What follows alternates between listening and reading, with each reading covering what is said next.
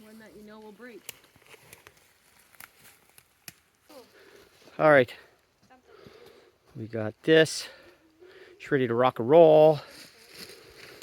Put a cut in there so the tree can't like kick out. And screw the bucket on the end of the tree with a bowling ball in it. So we're gonna see how we're gonna hit that tree right on the end of that. We're gonna see what happens.